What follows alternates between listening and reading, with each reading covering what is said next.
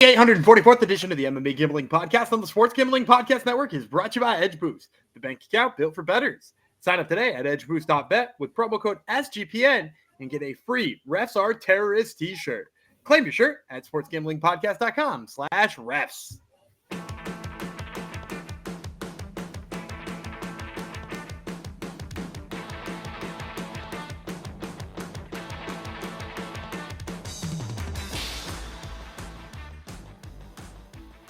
Howdy ho, DeGenerinos. Welcome to episode 844, I believe we said, of the MMA Gambling Podcast of the Sports Gambling Podcast Network. That's dedicated to Burr, our friend Burr. I haven't seen him in the Discord for a while, but he seems to be back and in there now. So this goes out to you, Burr. Thank you to everyone for coming. I am one of your hosts, Kaiser Del Busto, Jeff Fox. We got another big event. We just covered a big Octagon event yesterday. This one's going head-to-head with it, basically in the same part of the world. Not same part of the world. Europe. I guess it's the same part of the world, technically. KSW. They have a... Octagon has a big stadium show. Not to be outdone, KSW, it's got a very big arena show. Something like a 10 or 11,000 person arena. So both these events probably will be bigger and more exciting than the UFC's Atlanta show, which will be going on Saturday as well. But we'll be covering that tomorrow. Today's all about KSW. Of course, I have the man with the plan, the man who's up 20 units on regional MMA to break down this event, Daniel Gumby Reland. Hello. Yeah, and KSW, if I'm not mistaken, was a little rough for me last time. So this is the bounce back game. Also, just as a friendly reminder to everybody, we got tons of regional coverage for you this week. Make sure you check it all out because it's not just Octagon, it's not just KSW. We got LFA, and then if you go back to last week's shows too, we got two different PFL shows, and that's going to be coming your way on Thursday. So only a couple of days away. Still got plenty of time to listen into those as well. And people will still be asking. UAE Warriors, we have two events this week. Ryzen's got an event, so I'm sure people will be. I looked at Ryzen. Did it have good? I can't remember. Was it halfway decent this week? I think we probably would have been covering it if it was big. No, it's no title fights, and let me see a bunch of names I don't know. So who's the main event? Who do you got for the main event? Main event is Vugar Karamov versus Shuya Kimura. Okay. See? Yeah, that's not that great. Yeah, and it's in an ice arena, so it's not like a massive yeah. fight. But I'm sure Gumby can get you picks. I'm sure if you hit us up, Discord, sportsgamblingpodcast.com/Discord, or of course YouTube. I'm giving Gumby extra work here. Perfect. That's what we like to see. All right, we're gonna dive into KSW after. I remind you. You can get this show plus free picks for Stanley Cup, for the NBA playoffs, World Series, college baseball, all that good stuff. All the picks, all the podcasts, all the good stuff is at the SGPN app. So get it wherever you get your apps, SGPN app. KSW 107, DeFries versus, oh no, it's a Polish name, isn't it? Wazo. Okay, let me think this one out. Rizosik. Rosick. It's easy. It's as easy as Rosick. I think it's Rosick. Phil DeFries versus Rosick. You're not gonna good first name too. Arkadiusz. Rosick. I'll forget that by the time we get to that fight. Arkadiusz. Rosick. Polish people are hating me right now. They're fighting in Gdańsk, Poland. Gdańsk. On the Saturday noon. So basically this is the exact same time as Octagon starting, I believe. Prelims, YouTube, main card, KSW pay-per-view. 9 fights. We're covering 5 of them, and then we'll have some lightning round ones if there's other ones Gumby enjoys. Ergo Arena in Gdańsk, Poland, if you want to go watch it. Noon start time on the East Coast. And we are kicking things off with a couple. There's gonna be a lot of fun names here. This one is a lightweight belt. Roman Szymański, he's from Poland. Kacper Formela, he's from Poland as well. Those weren't that hard. 155. We got odds for you too, which is great. Polish Machida is Formela. Is it the Polish Machida era yet, Gumby? It's not the Polish Machida era. Man, I really loved when it was Joe Rogan who yelled "Welcome to the Machida era," right? Yeah. And it lasted one fight. Yeah.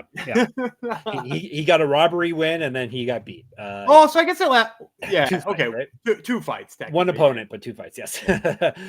Polish Machida is 18-5, 7 knockouts, 3 submissions. He's been knocked out twice, submitted once. 1-1 in KSW, 9-1 over his last 10. TKO loss in his last bout. Regional, he's a regional champ. He's fed at 145, 2015 pro MMA debut, 3 years younger than Szymański, an inch taller, plus 120. Szymański, 17-9, 4 knockouts, 4 submissions. He's been knocked out 4 times, submitted once. 9-6 in KSW. He's lost 3 straight fights. Before that, he won 4 straight. He's not lost a fight since January 2023. He's a regional champ. He's fought at 145 and 160. 2012 Pro MMA debut, minus 150. So a fairly close one to kick things off. I'm going to go with Roman Szymański, but there was a big sigh there. Yeah, because even with this line close, I'm like not enthused about this pick. I like watched more than one of their fights each to be like, I don't really want to pick either of these guys because of the flaws that they have right now and the fact that the other guy plays really poorly into that flaw. Like they're actually both each other's worst nightmares. Like Formela, let's start with him, right? Polish Machida. Yep. He's a fun striker. You know, like there's a reason he likely gave himself that nickname. Like, yep. You know, throws crane kicks if he wants, you know, flashy with the kicks, kind of it's not terribly karate stylistically. Like it's not like Wonder Boy or Machida, but like you can tell there's some snippets in there. And so like, obviously like those are the things that he likes to do, but he's gotten taken down a lot. And when he gets taken down, the urgency to get up is not really there. Like I actually think the technique to get up is there, but not the urgency. And so then Szymański is his worst nightmare because Szymański hits pretty nice takedowns, right? So there you go. There's his flaw. Roman Szymański, on the other hand, hits good takedowns, but he like moves on the feet. Like I wrote down goofy movement on the feet. And the only reason I wrote that is because it's like frantic. It's like all over the place. And like, it's not purpose driven. Like he's not a person who is moving his head because he's moving his head. He's moving his head because he saw somebody do it on the heavy bag and doesn't seem to realize that like he needs to do it with a purpose. And so it's just like moving. It's just like rattling all around all the time. And like, that's not good to fight somebody like Formela because he understands striking angles and is a guy who does that kind of thing. So like, you're going to just stick your head somewhere where it's going to get clipped if you do that. So like on one hand, Szymański could take down Formela. On the other hand, he could make mistakes with his head movement. I've also seen Szymański like kind of quit in there, you know, the Leo Brichta fight, you know, not to call a guy out, but on the Leo Brichta fight, like he had good positions after wrestling. He didn't keep those positions really well because I think his wrestling's a lot better than his jiu-jitsu. But then when he like fell off the top, he just kind of like laid there and was like, oh, this is over, and Brichta TKO'd him. And so like I like Szymański's wrestling enough to think he is going to out-wrestle Formela. But I would not like hinge a parlay on this guy right now because he's on a 3-fight losing streak and he hasn't looked particularly good in that stretch. But with that being said, I still think he's got the tools to beat Formela. So give me Szymański here. So that's why he sighed, but he's still it's like Szymański as well. Sucks. All right, we're going to 205 next. Damian Piwowarczyk. Piwowarczyk, of course, obviously, right? He is from Poland, obviously. Cedric Lushima, he is from Belgium. They are fighting, what did I say? They're fighting out 205, sorry, 3 5-minute rounds. All right, Lushima's got the interesting nickname. A couple episodes ago, I think I mentioned this. Drick O'Velli. DRIK''O-VELLI. Did you figure out what that means? No idea.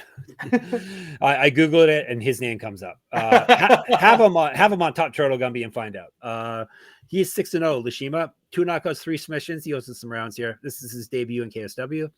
Last 2 wins have come via submission. Multiple regional championships on his mantle. Correct. Get our merch, sportsgamblingpockets.com/store. Get sticky with it. Plus 190 for Lushima.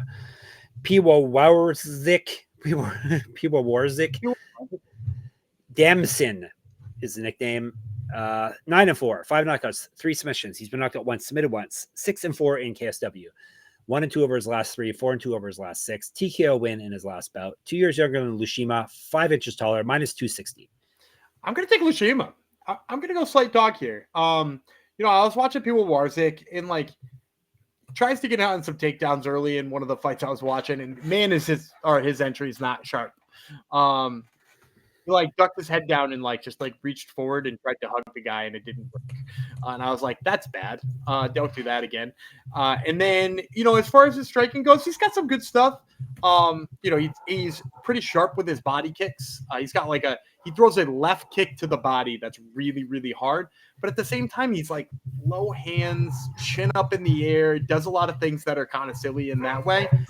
But the biggest problem I have for him is I don't think he can defend the takedown of Lushima. This is a guy who plows forward on takedowns. I saw him get to the legs on some takedowns, and not only does he get to the legs on some takedowns, but he's one of those guys who when he gets it, he doesn't just get to the legs and stop and try to pick you up. He drives forward until either you fall down or you get into the cage. And it's worked really well for him in the past. Then once he's on top, he's got not only great control, but excellent transitions. I love the way and he's not been fighting high competition, but I still can tell that I like the way this guy takes the back. I like the way that this guy doesn't risk his position for his submission or risk his position for another position that's not needed. He just does a really good job of moving from place to place, and he's got good sub skills. So I'm going to take the tough wrestler here from Belgium over the kickboxer. Give me Cedric Lushima. All right, Lushima, lock him in, and whatever that nickname of his is. Someone let us know what Drico Veli means. Someone should know. All right, we're going to dive into more picks after I tell you about Edge Boost. Edge Boost is the first ever bank account built for bettors, ensuring all gambling transactions are approved. No usage fees, no minimums, earn cashback rewards, and 100% approval for all betting deposits. Sign up today at edgeboost.bet with promo code SGPN. And it's last week to sign up and get a free Refs or Terrorists t-shirt. Go to sportsgamblingpodcast.com/refs, REFS, to claim your free shirt. And Circa's Ultimate Fantasy Football giveaway is on now. Circa Resort and Casino in Las Vegas is giving away the ultimate fantasy football experience for a 12-person league to draft in Vegas to be treated like VIPs for their stay. You get a limo ride from the airport and a $5,000 tab for a stadium swim and a hotel stay for you and your 11 league mates. Plus, you can always get 15% off at all the Circa properties with our promo code SGP15.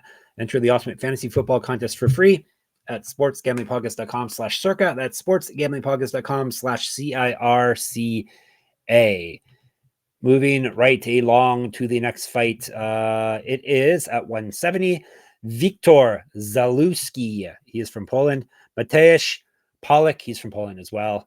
Those names weren't so hard. Let's break her down. 170, as I said. We will tell you about Pawlik first. 5-2, one knockout, one submission. He's been knocked out once, submitted once. This is his KSW debut. He's won 3 straight fights. He's not lost since November 2021. Used to fight at 185, an inch taller than Zalewski, plus 400. Zalewski is 7-1 with 6 knockouts. He's been knocked out once. He owes us rounds. 3-1 in KSW. TKO loss in his last bout. Minus 649. Yeah, I'm going to go with Zalewski. Look, he is coming off that loss. I actually thought it was going to pull his number down a little more, but it didn't. And in that fight, he looked pretty good on the feet right up until he ate a body punch. And that body punch crumbled him, and he was done. And it was against good opponents too. So we're not going to take that away from him. And he's pretty technical on the feet. He's a guy who cuts angles well. He cuts off the cage well to make sure that you're not getting away from him or circling away from him gratuitously. I really like that about him. The one thing I don't like is sometimes when an exchange is a little bit too long, he leads with his head. And he's one of those guys who drops his head down and sometimes takes a punch off the forehead. And it feels like somebody should be able to catch him with that, but for the most part, nobody has, right? His only loss is a body shot. So I don't like that about him. But I do think that he mixes it up the feet pretty well. And I think that that's his path to victory here. And then with Pawlik, I pulled up one of his fights because I'm not familiar with him. Like you said, this is his KSW debut. And he looked tired 2 minutes in. He was breathing with his mouth open 2 minutes into the fight. And it was mostly just because he had only thrown haymakers for those 2 minutes and he was cooked. And just thinking about the way Zalewski moves around the cage and forces you to get on your bike and makes you fight where he wants you to fight. I'm not going to say he's got the pace of Joshua Van, because Joshua Van looked damn good this past weekend, but it's that style, right? He just wants you to keep having to fight him. And then Pawlik is a guy who tires super quick. So it's his, I don't mean to keep saying this because it feels like I've said it 4 times already in this episode. It's his worst nightmare. That's the last thing somebody like Pawlik who doesn't have good cardio wants to see. And on top of that too, even dropping his head down the way it is, that in a manner that I don't particularly love, I still don't think he runs into the problem of getting tagged by the types of punchers Pawlik throws, because he's a lot of strength without very much technique. So give me Zalewski here, even with the crazy inflated number. All right. Lock it in. We're to our co-main event already, and it's for a big shiny belt, KSW Bantamweight Championship. The champion, Sebastian Przybysz, one of the names I enjoy saying. He's from Poland, obviously. Oleksii Polischuck he's a challenger. He's from the Ukraine. 5-minute rounds, 135 belt on the line. We will tell you about the challenger, Polischuck. 13-5, 3 knockouts, 7 submissions. He's been submitted 3 times. 3-2 in KSW. He's won 3 of 4 and 6 of 8. Submission win in his last bout. Regional champion. He's fed at 145. 3 years younger than Przybysz. 4 inches of reach on him, plus 285. Cedric, you can call the champion. 13-4-1, 5 knockouts, 4 submissions. He's been submitted 1 time. Very durable. 10-3-1 in KSW. He's the champ and also the former champ. He's gone 1-1-1 over his last 3, 3-2-1 over his last 6. He did win his last fight, which got him his belt back. He's at minus 350. Yeah, and I'm gonna go Przybysz. Basically all I need in order to like him in this fight against Polischuck is the 9 fights he had with Jakub Wicklash, right? Like, didn't they fight like 7 times or something like that? Mm-hmm. It was an exorbitant amount of fight. I think Wicklash either left KSW or retired altogether on the last one, which is why Przybysz was able to win the title without having to fight Wicklash again. But yeah, like, if you watch those fights, right, those fights are very exciting for a couple of reasons. They're both exceptionally good grapplers. One of them's a little safer on top, which ultimately won him some fights. One was a little riskier and a lot more fun. But they're both like, average-ish strikers to above average strikers. Really good grapplers, excellent at even the risky, Przybysz is the riskier of the two. Even being the riskier of the two, good at keeping himself safe when he's on top, good at doing damage. And like all of those things are what I think saves him here against Polischuck. Because if you watch Polischuck, like, first of all, he's really crafty with his submissions. Like, he is throwing up stuff you are really not expecting anybody to hit in high-level MMA. And he's hit it against some pretty high-level opponents.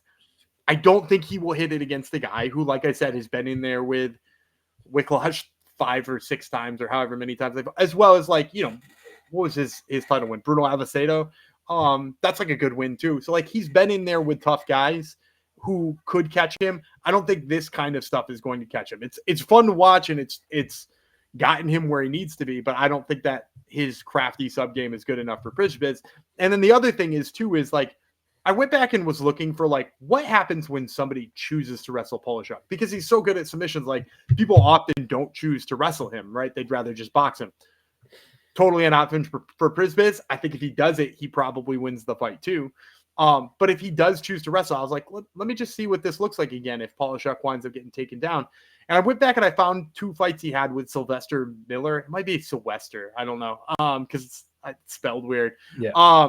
But I went back and watched his fights with Sylvester Miller. And like, when he gets on the bottom, which it happened quite a few times in those fights, because he fought him back-to-back times, I think.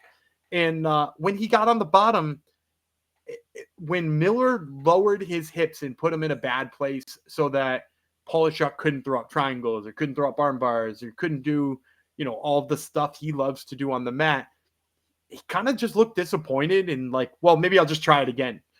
There wasn't like oh, maybe it's time to get up, or, oh, maybe it's time to kick off the hips and, do something like that. It was like, oh, I'll just do it again. And I'll just do it again. And so like, Przybysz, as I said, is a guy who, first of all, is safe on the mat, but second of all, is also, he learns a lot in his fights, you can tell.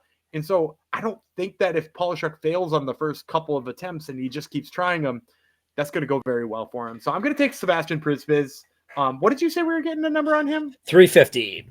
So that's come down quite a bit. So when I broke these fights down a few days before you were getting this in your ears, ladies and gentlemen, it was negative 425. So it seems like the money is coming in on Polischuck, which is kind of interesting with the champ. Like, you don't usually see lots of dog money coming in on these regionals on challengers. So yeah, maybe wait a little. Like, if you're a Przybysz guy like I am, maybe just wait a little bit. That line might come in a little better for you. All right, there you go. Before we get to our main event, which is for another bout, let me talk about Rhythm. You've heard us talk about Rhythm before, and they just dropped a game-changing feature called Power Trends. These are AI-detected patterns where Rhythm's model has consistently won and has a high ROI. Think a strikeout prop that wins 59% of the time when the line and win probability hit a certain range. Power Trends are updated daily and exclusive to Rhythm. No touts, no noise, just clean, data-backed bets. Download the Rhythm app, check out Power Trends, and start betting smarter. You know, we will be Gumby's, in there all the time checking out MLB lines. So check it all out. You can check it out for free. They're big on Spencer Schwellenbach right now, and he's throwing tomorrow at the time of you hearing this. So, nice. Maybe check out what they have to say about my guy Spencer Schwellenbach Power Trend. You can do that for free by getting a 7-day free trial by going to sportsgamblingpodcast.com/rhythm. That's RTHMM. And we're also brought to you by Underdog Fantasy. It's time for my bonus Underdog Pick'em. Underdog is going long for the NBA Finals with their extender bonus. Hop in game 1, and the longer the series goes, the bigger the bonus gets. A pick I like for game 3, I like Alex Caruso's higher than on his steals. They've got it projected at 1.5. He didn't get any in game 2, but he had 9 in the 3 games prior. So I'm going to go higher than on the Alex Caruso steals. And you can get in on that if you sign up with the promo code MMA SGPN. Get your special pick and first-time deposit offer of up to $1,000 in bonus credits. That's UnderdogFantasy.com, promo code MMA SGPN. And we're brought to you by MyBookie.ag. MyBookie is your place to bet in every sport, including the NBA Finals and the Stanley Cup. MyBookie accepts customers from a ton of locations, easy deposit, lightning fast payouts using crypto. They have KSW. I've seen it there before. So when you do head to MyBookie, check out the odds, MyBookie.ag. Make sure you use our promo code MMA SGPN. That way you get 100% deposit match up to $1,000. Terms and conditions apply. That's mybookie.ag, promo code MMA SGPN. And we're to our main event. Phil DeFries is the long-running heavyweight champion of KSW from the UK. He's against Arkadiusz. How do we decide his first name was? Arkadiusz Wrzosek. Hey, it's not so bad. He's from Poland.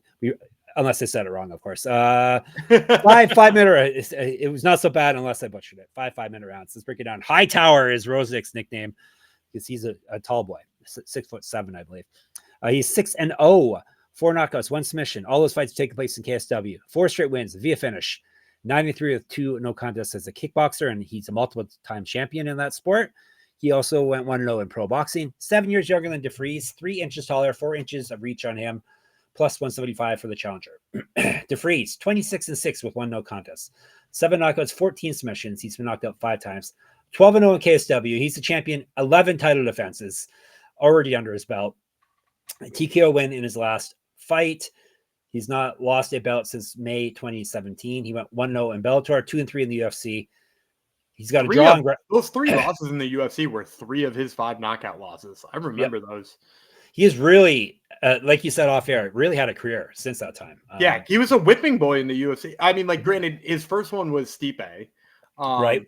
But then I want to say Mitrione and Todd Duffy. Yeah, you're right. Yeah, like, those are, I mean, like, they're big punchers. But, like, man, he's really made something out of his life after having a pretty bad run in the UFC. He's got to be the longest running champion of any of these quote unquote major promotions, especially for heavyweight. Yeah, exactly. Yeah, we never come across someone with 11 title defenses already under the belt. All right, so I told you UFC, he got a draw in grappling. He grappled Josh Barnett last year. Drew Josh Barnett. There you go. 2009 pro MMA debut, 16 pounds heavier than Wrzosek based off of their past weigh-ins, minus 225. So is this too much too early for the challenger, or what do you think? Yes. Way too much too early. Only 6 fights under. A negative 225 is a steal on Phil DeFries here. If you're not play 225 straight up kind of guy, you could, I mean, he's a great parlay piece here to pair with somebody else. Maybe the main event odds that I gave you from yesterday's show, maybe pair those two together, do a little cross-platform parlay. Nice. But yeah, Phil DeFries for me, and the reason is if you watch Wrzosek, long sharp jab, kind of the thing you would probably want to try to beat Phil DeFries. He comes from a kickboxing background. If I'm not mistaken, he fought Better Hardy. Yes, he did. Which is not nothing. And so, like, he's got good kickboxing. He's long. He's rangy. But I also, I went back and I watched this fight with Ferrara, and he got dropped in that fight pretty badly. And then after he got dropped, Ferrara was on top, and he had no idea what to do. He had no idea how to get up. I think he comes back and wins that fight, but that's just because the round ended with Ferrara and mount, and he didn't finish him. And like, if Phil DeVries mounts you, you are so badly screwed that there is no way. And like, if he didn't have any ideas before, like, that is a big ass to go from I can't figure out how to get Ferrara off me to I can't figure out how to get the 11-time defending KSW grappling specialist champion off of me. Phil DeVries arm triangle first round. That's what I'm calling. Some book has got to be brave enough to post that. Let me bet on it. Let me add it. Yeah, let him have it. All right, let's recap, and then we'll see if Gumby has come up with any lightning round plays. We don't have a heck of a lot that we've covered already half the card here. He has got DeVries. He has got Przybysz. So no new champs on Saturday, according to Gumby, at least not in KSW. Zalewski, he has got Lushima. He has got not Formela, right? You've got Szymański. Yeah, I went with Szymański. Yeah. Did you find anything in lightning round that interests you? I can get your odds if you need it. I don't have the odds, but you could tell me whether or not either of these two guys who I picked are playable. I'm sure one of them will be an underdog. So the one who I don't think is going to be an underdog is Islam Jabrailov. Plus 135. Wow. Okay, that's really nice then. Okay, so I like Jabrailov. I've always kind of liked how he mixes it up. He's explosive. He always looks a little bit worse than you want him to, but like also like gritty and gets the job done. So I like Jabrailov here. Love him even more that he's plus 135. And then the one I thought would be a big dog is Michael Domin. Let me see. Plus 120, so a smaller dog. Ooh, really? Dog. And he's fighting that guy who I always fade out of, who used to Damian Stasiak. Yeah, no offense to Damian Stasiak, but like he's just a guy who I've found since he's at this stage in his career is worth fading because sometimes he just like isn't able to get going the way he was when he was in his prime. So I like Michael Domin for kind of that reason, not just a straight fade, but he's got the game that he needs to beat Stasiak. So both of those lightning rounds, Jabrailov and Domin, slight dogs there for you. So There you go. Gotta like that. All right, you're all set for KSW. You're all set for regional for this week. We are covering the UFC for the next 2 episodes, and then we'll take a couple of days off. Rinse and repeat next week. We'll be in the Discord, sportsgamblingpodcast.com/Discord. We'll be checking YouTube comments at MMA Gambling Podcast. We'll be checking, Gumby will be checking the mentions on the old Twitter, SGPN MMA. He's at Gumby Vreeland. I'm at Jeff Fox Writer there and on Instagram. Enter my UFC Pick'em contest for free at moneymma.substack.com. Listen to Gumby's other podcast, Top Turtle MMA. You get a sneak peek of this coming season's Dana White Contender Series. He has some participants on that on this here episode. And of course, we're at sportsgamblingpodcast.com, sportsgamblingpodcast.com/store, sportsgamblingpodcast.com/Patreon. Back tomorrow. Hightower, Jeff Fox, Drick O'Velli, Gumby Vreeland. We'll talk to you then.